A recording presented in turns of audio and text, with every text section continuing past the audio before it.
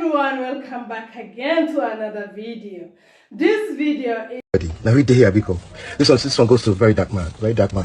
Very dark man, you get luck. You know why I say you get luck? You get luck because I listen to you. You know, I've been not listening to you. I've been not listening to you. I don't even know say you talk about this coloring thing, this filter thing, because you're supposed to know past this level.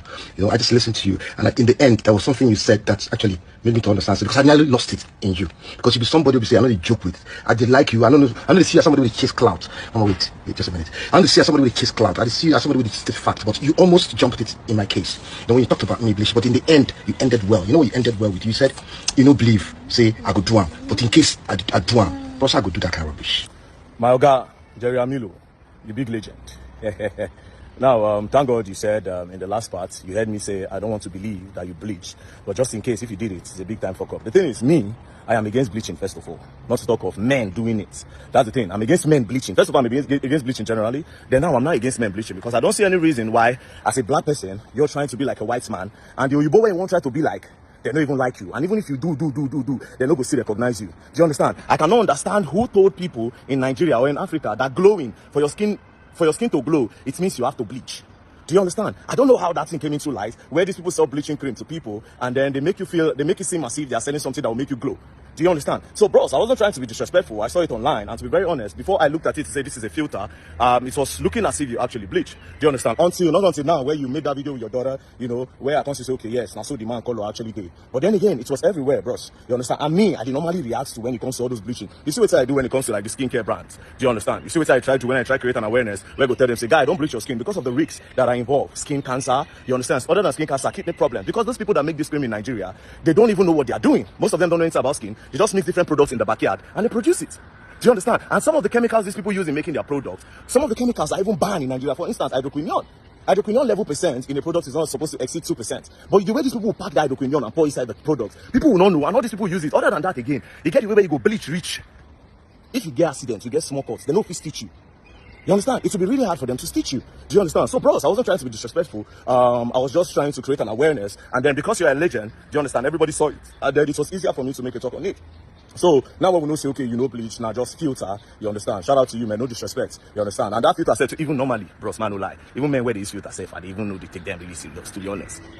But then again, like you said, they should let you live your life, yeah. I'm sorry, 100%. You're not a big legend now. From how many years ago? You understand? You're not JT Tom West said to. You're not Baba Gentle Jacks them said to. You're not their sent to be seen as senior bra now. You're not senior bra. You understand? No disrespect, my bros. Respect. Don't play. We tell people to bring 10% as tithe. Perfect, legitimate, legal. But we don't tell them what to do with 90%. Are you seeing the foolishness of the church? So we're telling people, bring your tithe, as if tithe will prosper them.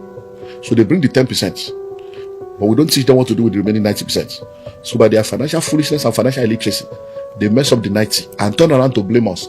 That is the 10 that we collected that made them poor. So what we are supposed to do is to teach them what to do with the 100%. Teach them stewardship of their finances. Teach them financial discipline, how to make the money, how to manage it. It is inside financial management that tithing is. And then how to multiply it, investment. They teach that when you give your tithe, God will multiply or bless. No, but where did you see it in your Bible? It's not in the Bible. It says that God will open the windows of heaven. So which window? What is the window? That's the problem. You see, we are just a bunch of unserious people that want to hear what we want to hear. Because there is nowhere in the Bible where it says that when you give your tithe, it will prosper you. Nowhere. It's not scriptural. God does not give money to anybody. He said, I'm the one that gives you power to get wealth. You said God does not give money to anybody. He doesn't. He gives you power to get wealth. So you use the power to create the wealth. If you don't use the power, you'll be a powerful poor man. So he says, bring your the tithe into my storehouse. So what's the storehouse? You have to now go and study storehouse. That's why you should be a Bible student. That there will be food in my house. I will open you the windows of heaven. Oh, windows. Heaven has windows? Okay. So what's the window of heaven? Where is it mentioned? That you go back to the beginning again. The first time the windows of heaven was open is water that came out during the days of Noah. And the windows of heavens were open and the fountains of the deep were open. Water came from above, water came from under, and then the earth was flooded. So when windows are open, waters flow. Showers of blessings flow. He was talking to farmers in the desert. And he says, if you go to your farm and you bring the produce of your farm and you acknowledge that I'm the one that gave you the harvest and you bring a tenth of it to honor me, I will open the windows of heaven and pour you out a blessing, singular, a blessing, singular, that there will not be enough room. So he was telling them that once you bring your fruit, I will cause rain to fall so that your crops can continue to produce. That's all. So tithing blesses you with things that money cannot buy. Simple. So when you bring in your tithe, if you are a student, tithing gives you retentive memory. If you bring in your tithe and you are a salary earner, it gives you favor in your office to get promotion as at when due for things to work for you. If you are a businessman, it gives you favor in the market, gives your product favor in the market. It will end up translating to money. But if your product is bad, it won't translate to money. Do you understand? If you don't read your book, it won't there's no retentive memory for what you didn't study. He said the Holy Spirit will remind you. It will remind you of what you have learned. If you didn't, there's nothing learned, nothing to remember. So we now try to because we are lazy, mentally lazy.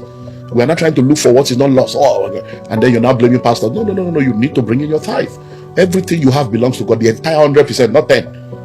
The entire 100% belongs to God.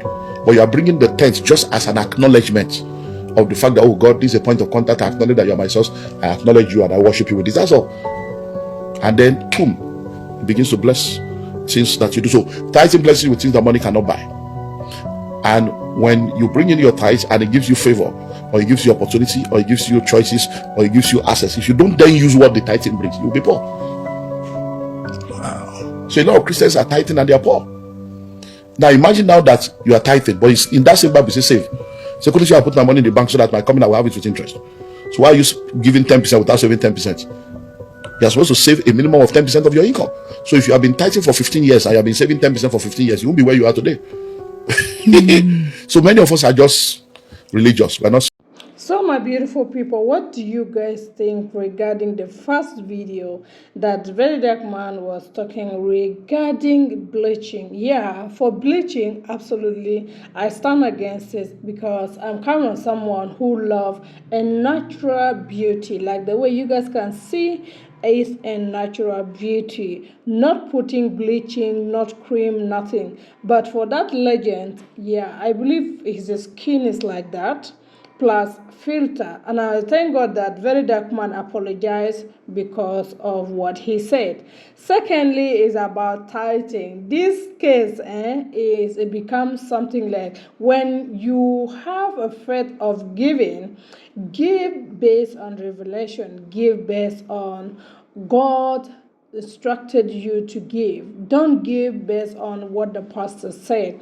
Give based on your spirit has been led to give. Now, that 10% of your tithing is when you multiply, when you work, because you need to work before you think about giving. You cannot just have that little money with you and you go and give it, but you don't know where to multiply it. That is why the problem come in, that we don't know how to multiply the money we have, or we don't know how to keep our finance, because when we invest in it, that is where the multiplication come in. That is where the money get multiplied.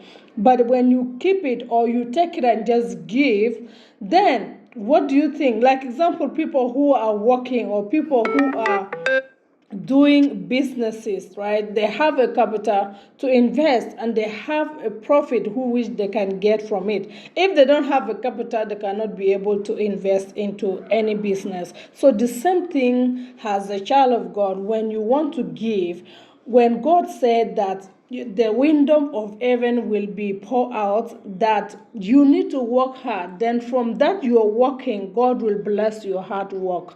Yes, that's what he said in the Bible, that your hand shall be blessed, and that whatever you touch in this earth, because you are the one domining on this earth, whatever you touch shall be a blessing to you, and it will make a way for you. So you don't need to fold your hand and wait for the manna to come from heaven. No, you need to work extra double hard for your own earned money to come, and then from there you can give according to how your spirit has led you to give. And when you give, don't look because you are giving because you need more blessing. No, you are giving because it's a revelation that you want God to empower you more. So my beautiful audience, I believe that you guys already hear what those two people said. Tell me in the comment section. I will appreciate. And bye for now. See you again. Bye.